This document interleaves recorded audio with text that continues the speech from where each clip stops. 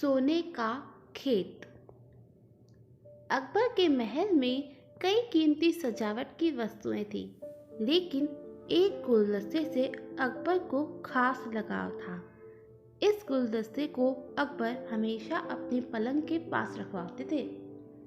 एक दिन अचानक महाराज अकबर का कमरा साफ करते हुए उनके सेवक से वह गुलदस्ता टूट गया। सेवक ने घबराकर उस गुलदस्ते को जोड़ने की बहुत कोशिश की, लेकिन नाकाम रहा। हार मानकर टूटा हुआ गुलदस्ता उसने कूड़ेदान में फेंक दिया और भगवान से दुआ करने लगा कि महाराज को इसके बारे में पता ना चले। कुछ ही देर में महाराज अकबर जब महल लौटे तो उन्होंने देखा कि उनका प्रिय गुलदस्ता अपनी जगह पर नहीं है। राजा ने सेवक से उस गुलदस्ते के बारे में पूछा तो सेवक डर के मारे कांपने लगा। सेवक को जल्दी में कोई अच्छा बहाना नहीं सूझा तो उसने कहा कि महाराज, उस गुलदस्ते को मैं अपने घर ले गया हूँ ताकि उसे अच्छे से साफ कर सकूँ। यह सुनते ही अकबर बोले कि मुझे वो गुलदस्ता तुरंत ला कर दो। अब सेवक के पास बचने का कोई रास्ता नहीं था। सेवक ने महाराज अकबर को सच बता दिया कि वो गुलदस्ता टूट चुका है। यह सुनकर राजा आग बबूला हो गए। क्रोध में राजा ने उस सेवक को फांसी की सजा सुना दी। राजा ने कहा, झूठ मैं बर्दाश्त नहीं करता हूँ। जब गुलदस्ता टूट ही गया था तो तुम्हें झूठ बोलने की क्या जरूरत थी।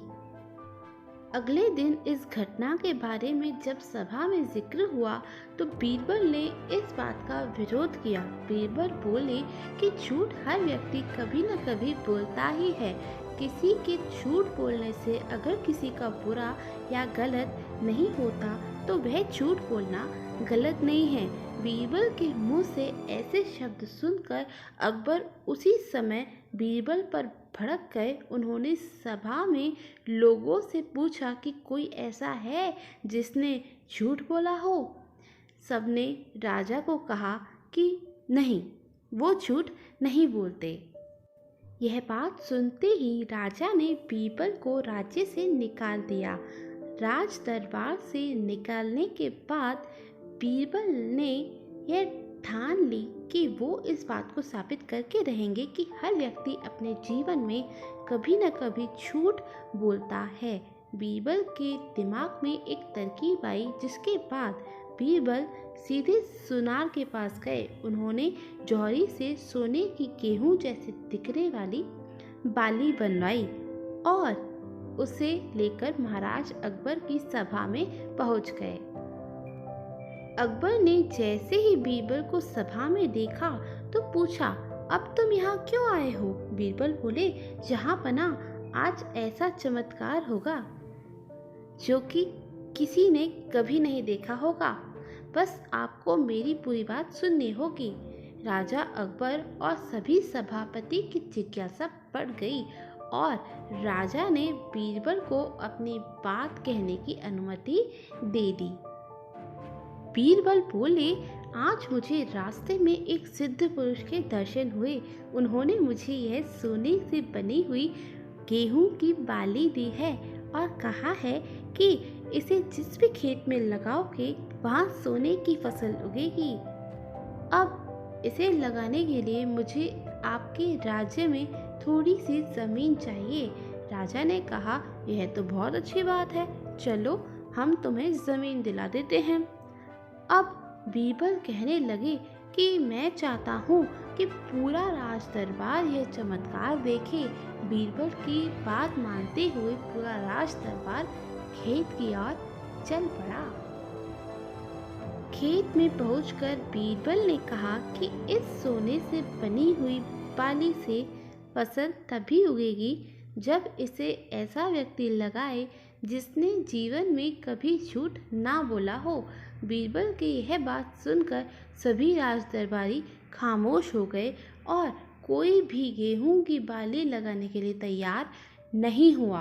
राजा अकबर बोले कि क्या राज दरबार में कोई ऐसा व्यक्ति नहीं है जिसने अपने जीवन में कभी झूठ ना बोला हो।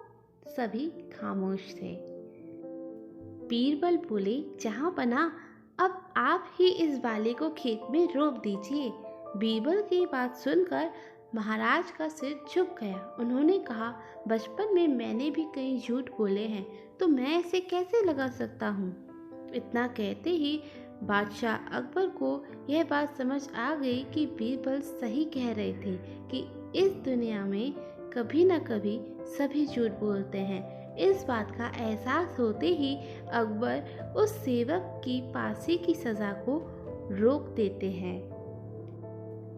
इस कहानी से हमें यह सीख मिलती है, बिना सोचे समझे किसी को बड़ा दंड नहीं देना चाहिए।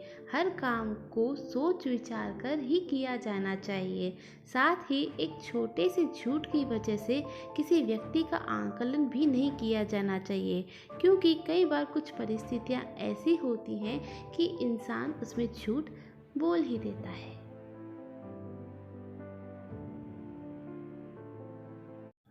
गलत आदत। एक वक्त की बात है, बादशाह अकबर किसी एक बात को लेकर बहुत परेशान रहने लगे थे। जब दरबारियों ने उनसे पूछा तो बादशाह बोले, हमारे शहजादे को अंगूठा चूसने की बुरी आदत पड़ गई है। कई कोशिश करने के बाद भी हम उनकी इस आदत को छुड़ा नहीं पा रहे हैं। बादशाह अकबर की परेशानी सुनकर किसी दरबारी ने उन्हें एक फकीर के बारे में बताया, जिसके पास हर मर्ज का इलाज था। फिर क्या, बादशाह ने उस फकीर को दरबार में आने का निमंत्रण दिया। जब फकीर दरबार में आया तो बादशाह अकबर ने उन्हें अपनी परेशानी के बारे में बताया। फकीर ने बादशाह की पूरी बात सुनकर परेशानी को दूर करने का वादा किया और 1 हफ्ते का समय मांगा।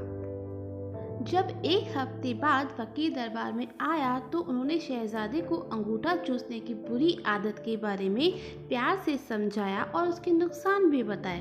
फकीर की बातों का शहजादे पर बहुत प्रभाव पड़ा और उसने अंगूठा न चूसने का वादा भी किया। सभी दरबारियों ने यह देखा तो बादशाह से कहा, जब यह काम इतना आसान था तो फकीर ने इतना समय क्यों लिया? आखिर उसने क्यों दरबार का और आपका समय खराब किया? बादशाह दरबारियों की बातों में आ गए और उन्होंने फकीर को दंड देने की ठान ली। सभी दरबारी बादशाह का समर्थन कर रहे थे, लेकिन बीरबल चुपचाप था। बीरबल को चुपचाप देख अकबर ने पूछा कि तुम शांत क्यों हो बीरबल? बीरबल ने कहा, जहाँपनाह, गुस्ताखी माफ हो, लेकिन फकीर को सजा देने के स्थान पर हमें उसे सम्मानित करना चाहिए, हमें उनसे सीखना चाहिए। तब बादशाह ने गुस्से में कहा, तुम हमारे फैसले के खिलाफ जा रहे हो? आखिर तुमने ऐसा सोच भी कैसे लिया? जवाब दो। तब बीरबल ने कहा, महाराज, पिछली बार जब फकीर दरबार में आए थे तब उन्हें चूना खाने की बहुत ही बुरी आदत थी। आपकी बातों को सुनकर उन्हें अपनी गलती का एहसास हुआ। उन्होंने पहले अपनी इस गंदी आदत को छोड़ने का फैसला किया और फिर शहजादे की गंदी आदत को छुड़ाया। बीरबल की बात सुनकर दरबारियों और बादशाह अकबर को अपनी गलती का एहसास हुआ और सभी ने फकीर से क्षमा मांगकर उसे सम्मानित किया। इस कहानी से हमें यह सीख मिलती है कि हमें दूसरों को सुधारने से पहले खुद को सुधारना चाहिए, इसके बाद ही दूसरों को ज्ञान देना चाहिए।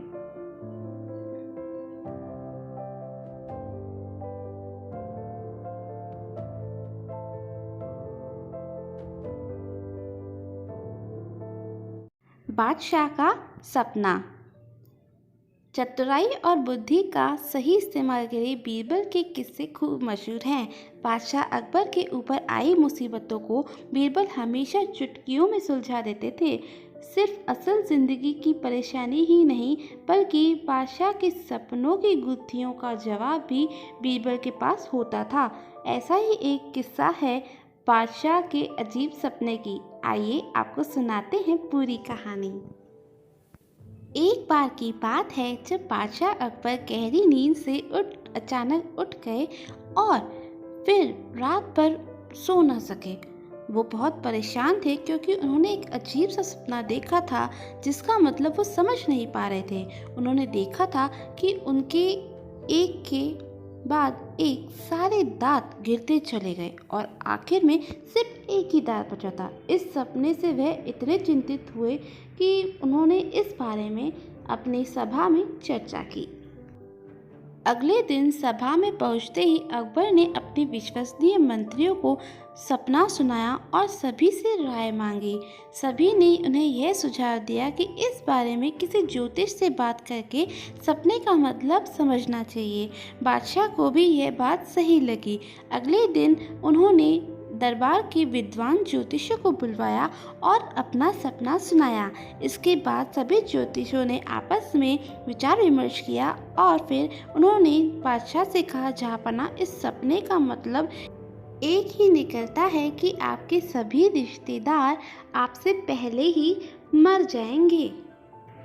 ज्योतिषियों की यह बात सुनकर अकबर को बहुत गुस्सा आया और उन्होंने सभी ज्योतिषियों को दरबार से जाने का आदेश दिया। उन सभी के जाने के बाद बादशाह अकबर ने बीरबल को बुलाया और उनसे कहा कि बीरबल, तुम्हारे अनुसार हमारे इस सपने का क्या मतलब होगा। बीरबल ने कहा, हुजूर, मेरे हिसाब से आपके सपने का मतलब यह था कि आपके सभी रिश्तेदारों में से आपकी उम्र सबसे ज़्यादा होगी और आप उन सभी से ज़्यादा समय तक जीते रहेंगे। इस बात को सुनकर बादशाह अकबर बहुत खुश हुए और वहां मौजूद सभी मंत्रियों ने सोचा कि बीरबल ने भी ज्योतिषों की ही बात को दोहराया है। इतने में बीरबल ने उन मंत्रियों से कहा कि देखो, बात वही थी, बस कहने का तरीका अलग था। बात को हमेशा सही तरीके से सामने रखा जाना चाहिए। मंत्रियों से इतना कहकर बीरबल सभा से चले गए। इस कहानी से हमें यह सीख मिलती है कि किसी भी बात को बोलने का एक सही तरीका होता है। विचलित करने वाली बात को भी अगर सही तरीके से कहा जाए तो उसका बुरा नहीं लगता। इसी वजह से बात को हमेशा सही तरीका और सलीके से रखा जाना चाहिए।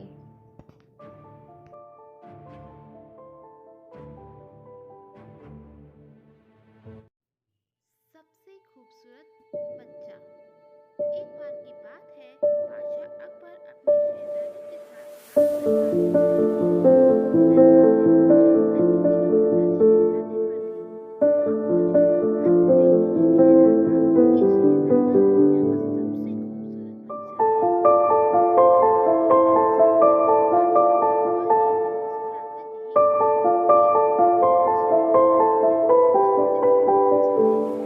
सभी दरबारी अकबर की इस बात पर हामी भरते हैं। तभी अकबर बीरबल से पूछते हैं कि तुम्हारा इस बारे में क्या विचार है।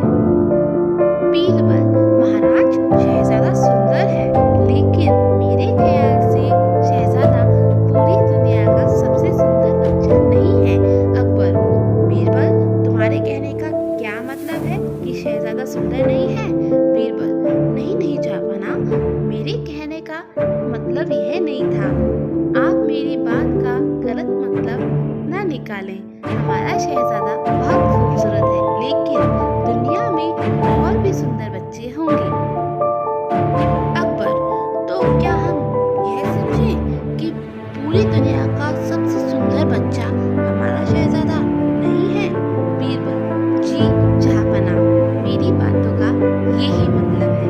अकबर, बीरबल, अगर तुम्हारा यह कहना है कि दुनिया में शहजादे से भी खूबसूरत बच्चा है, तो तुम उसे हमारे समक्ष लेकर आओ। अकबर का आदेश सुनकर बीरबल शहजादे से भी ज्यादा सुंदर बच्चे की खोज में निकल जाता है।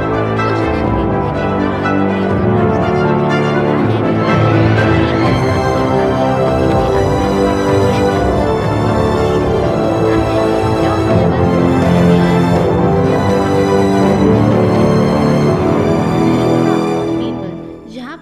मैं आपको इस बात की सूचना देने आया हूँ कि मैंने शहजादे से भी अधिक सुंदर बच्चा खोज लिया है।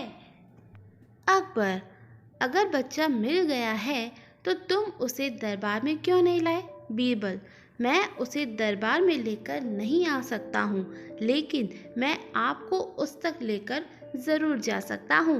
अकबर, ऐसा कौन सा कारण है जिसकी वजह से तुम उसे दरबार में नहीं ला सकते? बीरबल, यह तो आपको वहाँ जाकर ही पता चलेगा। अकबर, ठीक है, फिर हम कल सुबह ही उस बच्चे को देखने जाएंगे। बीरबल, जहाँपना, उस बच्चे को देखने जाने के लिए हमें भेष बदलना होगा। अकबर, उस बच्चे से मिलने के लिए हम यह भी कर लेंगे। अगले दिन सुबह अकबर और बीरबल भेष बदल कर उस बच्चे को देखने के लिए जाते हैं। बीरबल अकबर को एक झोपड़ी में लेकर जाता है, जहाँ एक छोटा सा बच्चा मिट्टी के साथ खेल रहा होता है। बीरबल उस बच्चे को दिखाते हुए कहता है कि वो रहा सुंदर बच्चा। अकबर, तुम्हारी यह हिम्मत कि तुमने एक बदसूरत और झोपड़ी में रहने वाले बच्चे को संसार का सबसे सुंदर बच्चा बता दिया। अकबर की बातें सुनकर बच्चा जोर जोर से रोने लगता है, जिसे सुनकर उसकी माँ झोपड़ी के अंदर से बाहर आती है और अकबर को गुस्से में कहती है, तुमने मेरे बच्चे को बदसूरत कैसे कह दिया?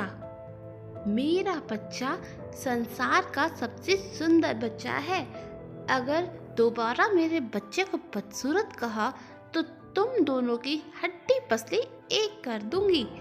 यहाँ से चले जाओ और दोबारा दिखाई नहीं देना। इतना कहने के बाद माँ अपने बच्चे को खिलाने लगती है और कहती है, मेरा बच्चा संसार का सबसे सुंदर बच्चा है। बादशाह अकबर उस माँ की बात सुनकर खामोश हो जाते हैं।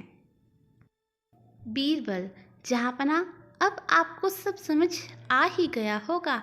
अकबर, हाँ, अब मैं अच्छे से समझ गया हूँ। बीरबल, बादशाह अकबर, बच्चा कैसा भी हो, माता पिता के लिए उनका बच्चा संसार का सबसे सुंदर बच्चा ही होता है। अकबर, बीरबल, तुम बिल्कुल सही कह रहे हो।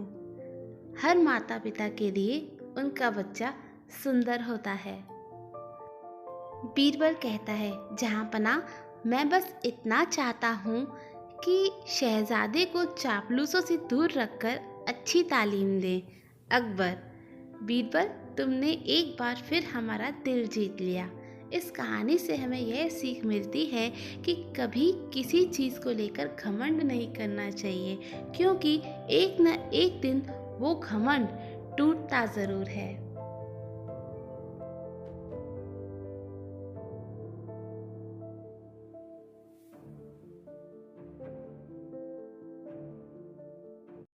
सारा जग बेईमान। बादशाह अकबर और बीरबल हमेशा की ही तरह एक दिन बैठकर अपनी प्रजा के बारे में बात कर रहे थे।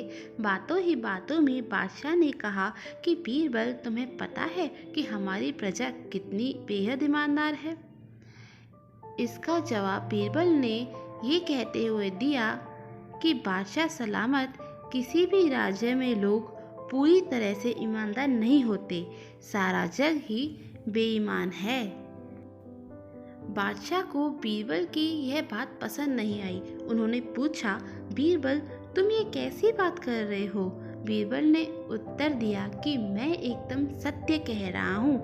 आप चाहो तो मैं अपनी बात को अभी साबित कर सकता हूँ। इतना आत्मविश्वास देखकर बादशाह बोले, ठीक है, जाओ, तुम अपनी बात को सच साबित करके दिखाओ। बादशाह अकबर से इजाज़त मिलते ही बीरबल पूरी प्रजा की बेईमानी बाहर लाने के लिए तरकीब सोचने लगे। उनके मन में हुआ कि लोग खुलकर बेईमानी नहीं करते हैं, इसीलिए कुछ अलग करना होगा। यह सोचते ही उन्होंने पूरे राज्य में यह ऐलान कर दिया कि बादशाह एक बड़ा सा भोज करना चाह रहे हैं। उसके लिए वो चाहते हैं कि पूरी जनता अपना योगदान दे। बस आप लोगों को ज़्यादा कुछ नहीं करना, 1 लोटा दूध पतीले में डालना होगा, इतना ही प्रजा की तरफ से काफ़ी है। इस बात का ऐलान करवाने के बाद जगह जगह पर एक दो बड़े बड़े पतीले रखवा दिए गए। इतना बड़ा पतीला और राज्य की जनसंख्या को ध्यान में रखते हुए उनमें लोगों ने शुद्ध दूध डालने की बजाय पानी मिला हुआ दूध डाला। किसी किसी ने तो सिर्फ पानी ही डाल दिया। हर किसी के मन में यही होता था कि सामने वाले ने तो दूध ही डाला होगा, अगर मैं पानी मिला हुआ दूध डाल दूंगा तो क्या ही हो जाएगा। शाम तक पतीलों में दूध इकट्ठा हो गया। बीरबल अपने साथ बादशाह अकबर और कुछ रसोइयों को उन जगहों पर ले गए जहां पतीले रखे गए थे। बादशाह ने जिस भी पतीले में देखा तो दूध नहीं, सिर्फ सफ़ेद पानी ही दिखा। रसोइयों ने भी कहा कि महाराज, ये दूध नहीं है, ये सारा पानी ही है। इसमें मुश्किल से आधे से 1 लोटा दूध होगा, जिसकी वजह से इसका रंग हल्का सफ़ेद है, वरना ये पानी से ज़्यादा कुछ नहीं। इन सारी चीज़ों को देखकर बादशाह अकबर हैरान हो गए। उनके मन में हुआ कि मैं तो सबको ईमानदार समझता था, लेकिन बीरबल की ही बात सच निकली। उन्होंने बीरबल को कहा कि तुम ठीक ही कहते थे, मुझे हकीकत समझ में आ गई है। इतना कहते हुए बादशाह, बीरबल और रसोइये वापस महल आ गए।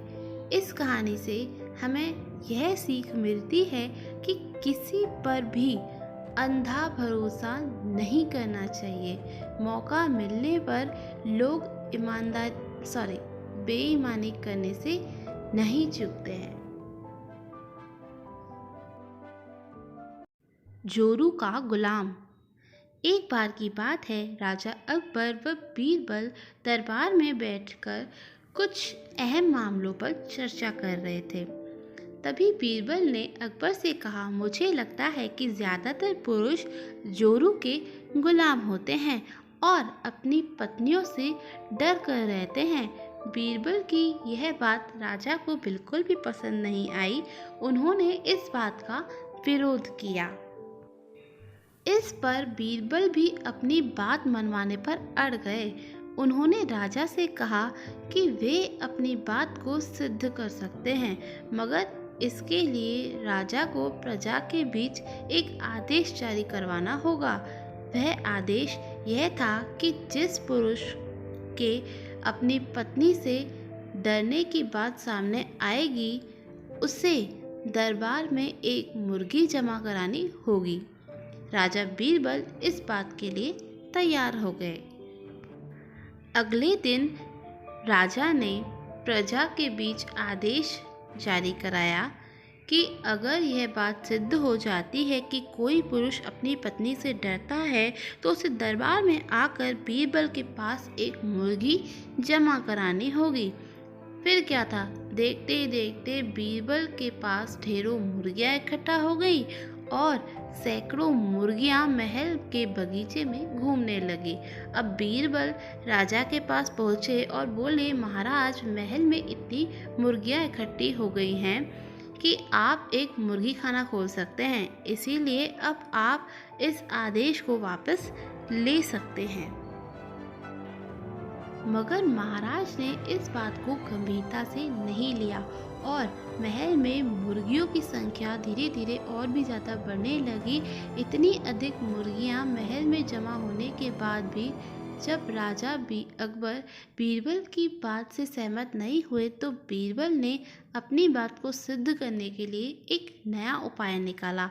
एक दिन बीरबल राजा के पास गए और बोले, महाराज, मैंने सुना है कि पड़ोस के राज्य में एक बहुत खूबसूरत राजकुमारी रहती है। अगर आप चाहें तो क्या मैं आपका रिश्ता वहाँ पक्का कराऊं?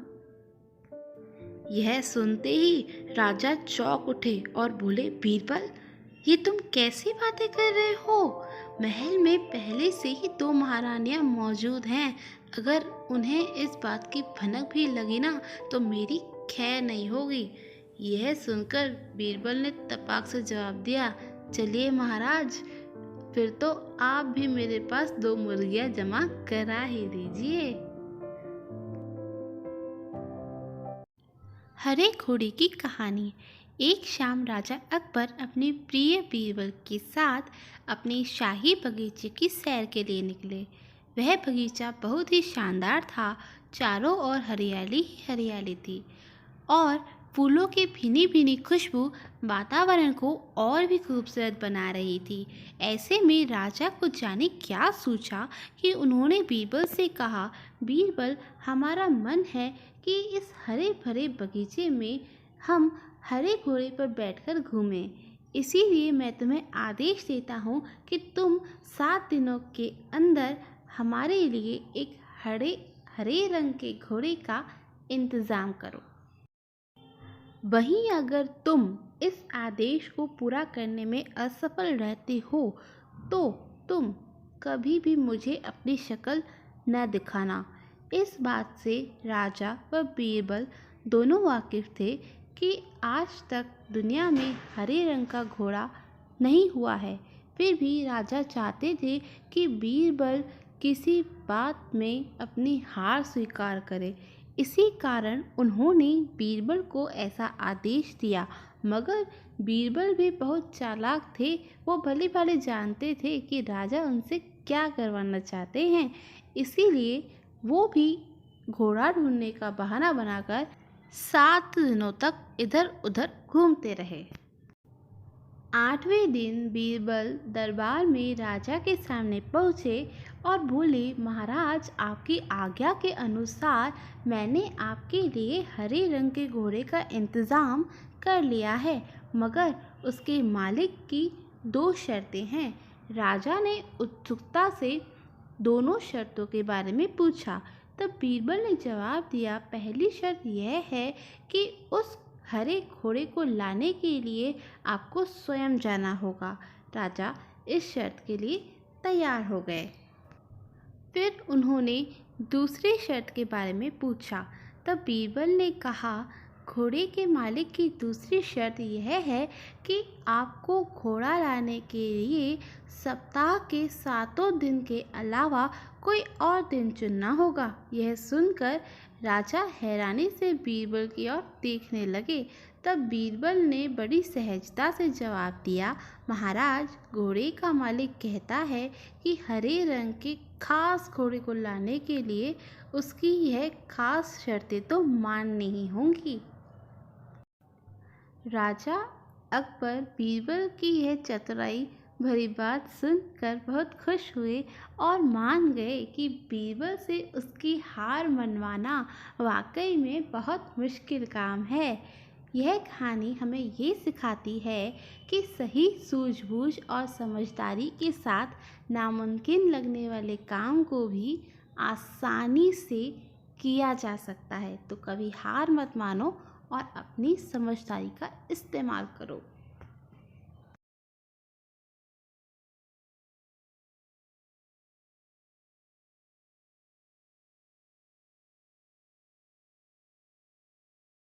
बीरबल और अकबर का साला। बीरबल की बुद्धि और समस्या को भांप लेने की कला के कारण बादशाह उन्हें खूब पसंद करते थे। इसी कारण से दूसरे लोग बीरबल से उतना ही जलते थे। इन जलने वालों में से एक अकबर का साला भी था। वो हमेशा से ही बीरबल को मिला हुआ खास स्थान लेना चाहता था। बादशाह जानते थे कि बीरबल जैसा और कोई नहीं हो सकता है। वो अपने साले को भी यही बात समझाने की कोशिश करते थे, लेकिन उनका साला हमेशा से ही कहता था कि वो भी काफ़ी बुद्धिमान है। इन सब बातों के कारण एक बार बादशाह के मन में हुआ कि अब ये ऐसे नहीं मानेगा, इसे कुछ कार्य देकर ही समझाना पड़ेगा, तभी ये मानेगा, नहीं तो नहीं मानेगा।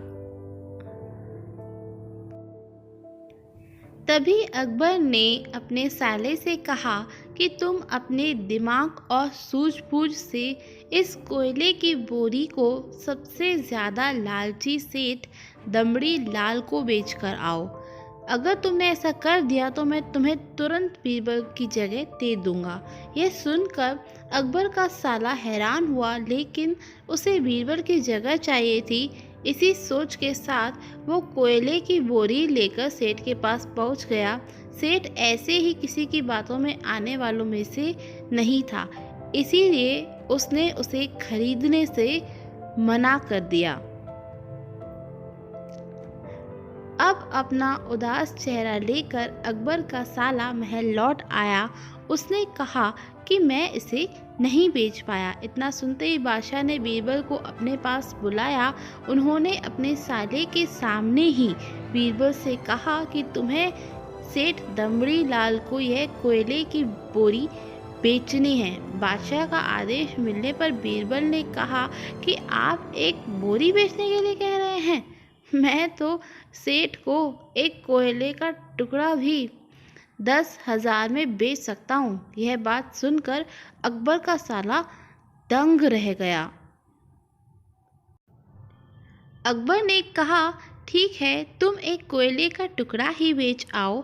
बादशाह का आदेश मिलते ही एक कोयले का टुकड़ा उठाकर बीरबल वहाँ से चले गए। उन्होंने सबसे पहले एक मलमल के कपड़े का कुर्ता अपने लिए सिलवाया, फिर उसे पहनकर अपने गले में हीरे मोती की मालाएं डाल ली और फिर महंगे दिखने वाले जूते पहन लिए। इतना सब करने के बाद बीरबल ने उस कोयले के टुकड़े का सुरमा यानी कि काजल की तरह बारीक पीसकर एक कांच की डब्बी में डलवा लिया। इसी भेष में वो महल में मेहमान घर में आ गए। फिर बीरबल ने एक इश्तिहार दिया कि बगदाद में एक जाने माने शेख पहुँचे हैं जो जादुई सुरमा बेचते हैं। सुरमे की खासियत में बीरबल ने लिखवाया कि इसे लगाने वाला अपने पूर्वजों को देख सकता है। यदि पूर्वजों ने कोई धन छुपाकर रखा है तो वो उसका पता भी बता देंगे। इस इश्तिहार में सामने आते ही पूरे नगर में बीरबल के शेख के रूप में और चमत्कारी सुरमे की ही बात होने लगी। सेठ दमड़ी लाल तक भी यह बात पहुंच गई। उसके मन में हुआ, ज़रूर मेरे पूर्वज ने धन गाड़ रखा होगा, मुझे तुरंत शेख से संपर्क करना चाहिए। इतना सोचकर दमड़ी लाल शेख बने बीरबल के पास पहुंचा। बीरबल ने जानबूझकर उसे पहचाना नहीं। सेठ ने शेख से कहा कि मुझे सुरमे की डिब्बी चाहिए। शेख ने जवाब दिया, बिल्कुल लीजिए, लेकिन एक डिब्बी की कीमत 10,000 रुपये है। सेठ काफ़ी चालाक था। उसने शेख से कहा कि मैं पहले सुरमा आँखों पर लगाना चाहता हूँ, उसके बाद पूर्वजों के दिखने पर ही मैं 10,000 रुपये दूंगा।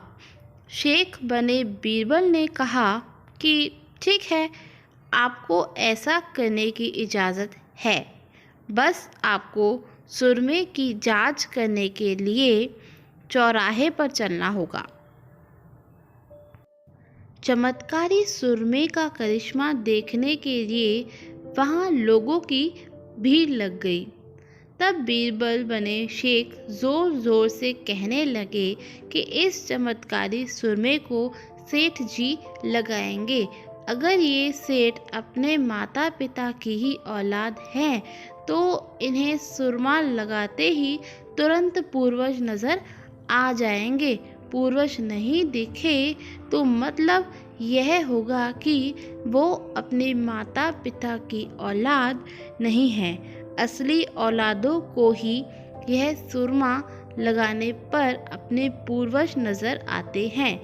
यह सब कहने के बाद शेख ने सेठ की आंखों पर सुरमा लगा दिया और कहा कि आंखें बंद कर लो। सेठ ने आंखें बंद तो कर ली, लेकिन उन्हें कुछ भी नहीं देखा। अब सेठ के मन में हुआ कि मैंने अगर कह दिया कि मुझे कोई नहीं दिखा तो मेरा भारी अपमान हो जाएगा। वह सोचने लगे कि अब क्या करें।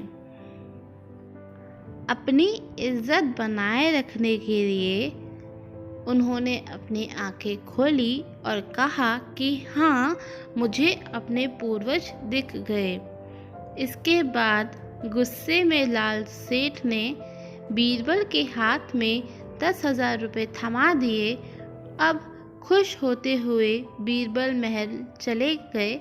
उन्होंने कहा कि लीजिए बादशाह, एक कोयले के 10,000 रुपये, और सारा किस्सा सुना दिया।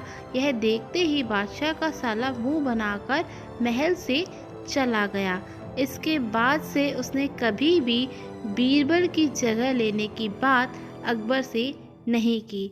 इस कहानी से हमें यह सीख मिलती है कि किसी से भी ईर्ष्या नहीं करनी चाहिए और अपनी काबिलियत को साबित करने के लिए अपनी बुद्धि का उपयोग करना ज़रूरी है, अन्यथा आप अपनी काबिलियत को साबित नहीं कर पाएंगे। Thank you for watching.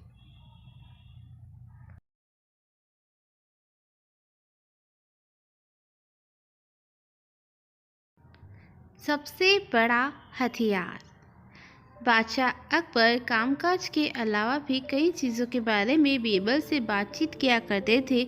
ऐसे ही बैठे बैठे एक दिन बादशाह ने बीरबल से पूछा कि इस दुनिया में सबसे बड़ा हथियार तुम्हारे हिसाब से कौन सा होता है। इस बात के जवाब में बीरबल ने कहा कि इस संसार में आत्मविश्वास से बड़ा हथियार कुछ और नहीं हो सकता। यह बात अकबर की समझ में नहीं आई, लेकिन फिर भी उन्होंने कुछ नहीं कहा। उनके मन में हुआ कि समय आने पर इस बात की परख की जाएगी। कुछ दिनों बाद राज्य में एक हाथी बेकाबू हो गया। पता करने पर समझ आया कि वो पागल हो गया है। उसे कर्मचारियों ने जंजीरों से जकड़ लिया था। इसकी खबर जैसे ही बादशाह को पहुंची तो उन्होंने सीधा महावत से कहा कि जब भी तुम्हें बीरबल आता दिखे तो हाथी के जंजीरों को खोल देना। यह सुनकर महावत हैरान हो गया, लेकिन बादशाह का आदेश था, इसीलिए सिर झुकाकर चला गया। अब अकबर ने बीरबल को महावत के पास जाने के लिए कहा। महावत ने भी बादशाह के आदेश का पालन करते हुए बीरबल को आते देख हाथी को जंजीरों से मुक्त कर दिया।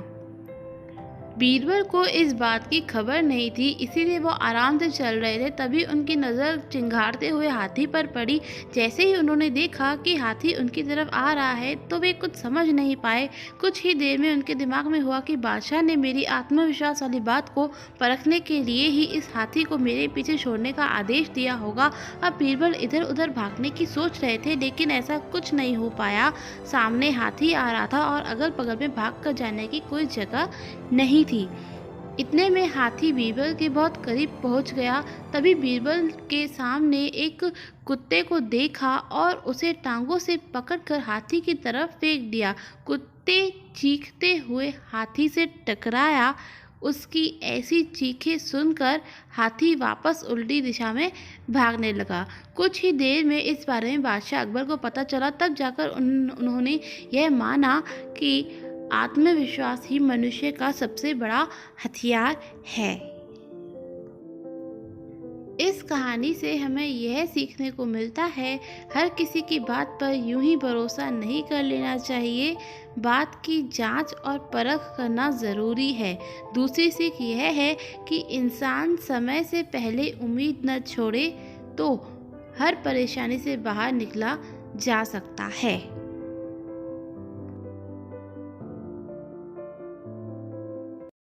बीरबल की योग्यता। बादशाह अकबर के दरबार में बीरबल का बोलबाला था।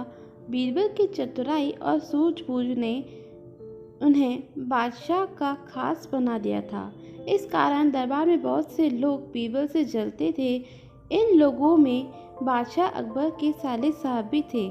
साले साहब बीरबल को नीचा दिखाने के लिए कोई भी मौका नहीं छोड़ते थे, लेकिन हर बार उन्हें मुंह की खानी पड़ती थी। बेगम का भाई होने की वजह से बादशाह भी उन्हें कुछ नहीं कहते थे। एक दिन बीरबल की गैर मौजूदगी में साले साहब ने बादशाह अकबर से दीवान के पद की मांग कर डाली। बादशाह ने साले साहब की परीक्षा लेने की सोची। उन्होंने साले साहब से कहा, आज मुझे सुबह सुबह महल के पीछे बिल्ली के बच्चों की आवाज़ सुनाई दी है। लगता है कि किसी बिल्ली ने बच्चे दिए हैं। जाकर देखकर आओ कि यह बात सच है या नहीं। साले साहब झट से महल के पीछे गए और वापस आकर बोलते हैं, आपकी बात सच है, महल के पीछे एक बिल्ली ने बच्चों को जन्म दिया है। बादशाह ने कहा, अच्छा ज़रा यह बताओ कि बिल्ली ने कितने बच्चों को जन्म दिया है। साले साहब ने जवाब में कहा, यह तो मुझे नहीं पता, मैं अभी जाके पता करके आता हूँ महाराज। इतना कहकर वो फिर से महल के पीछे गए और वापस आकर कहते हैं, महाराज बिल्ली ने 5 बच्चों की माँ बनी है। बादशाह अकबर ने पूछा, अच्छा ज़रा यह बताओ कि उन 5 बच्चों में से कितनी मादा है और कितनी नर। साले साहब ने जवाब में कहा, मैंने यह तो देखा ही नहीं, मैं अभी देखकर आता हूँ।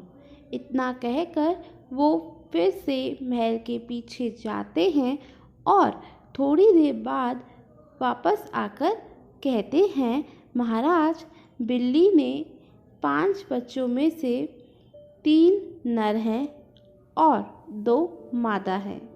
बादशाह अकबर ने अपने साले साहब से फिर से एक सवाल पूछा, बिल्ली के नर बच्चे किस रंग के हैं। सवाल के जवाब में साले साहब ने कहा, मैं अभी देख कर आता हूँ बादशाह। अकबर ने कहा, रहने दो, बैठ जाओ। इतने में बीरबल राज दरबार में पहुँच चुके थे। बादशाह ने बीरबल से कहा, बीरबल महल के पीछे बिल्ली ने बच्चों को जन्म दिया है, ज़रा देख कर आओ कि क्या यह बात सही है। बीरबल ने कहा, मैं अभी देख कर आता हूँ महाराज। ऐसा कहकर वह महल के पीछे देखने के लिए चले गए। वापस लौटकर बीरबल ने बादशाह अकबर को बताया, महाराज बिल्ली ने बच्चों को जन्म दिया है। बादशाह ने बीरबल से पूछा, बिल्ली ने कितने बच्चों की माँ बनी है। बीरबल ने तुरंत जवाब दिया, महाराज 5 बच्चों की। बादशाह ने फिर से सवाल किया, बिल्ली के बच्चों में से कितनी मादा है और कितने नर हैं। बीरबल ने तुरंत जवाब दिया, महाराज 3 नर और 2 मादा। बादशाह अकबर ने एक बार फिर से बीरबल से सवाल किया, बिल्ली के नर बच्चे किस रंग के हैं। बीरबल ने तुरंत जवाब दिया, महाराज 2 नर बच्चों का रंग काला और एक का बादामी है। अब महाराज के पास बैठे साले साहब की तरफ देखा, तुम्हारा इसके बारे में क्या कहना है। साले साहब शर्मिंदगी से सर झुकाए बैठे रहे और कुछ न कह सके।